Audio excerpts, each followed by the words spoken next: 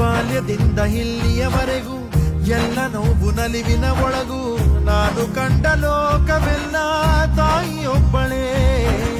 ನನಗೂ ಒಬ್ಬ ತಂದೆ ಇರುವ, ಕಾಣಲಿಕ್ಕೆ ಬಂದೇ ಬರುವ ಎಂಬ ಕಥೆಗೆ ಒಪ್ಪಲಿ ಹೇಗೆ ಬಂದ ಕೂಡಲೇ.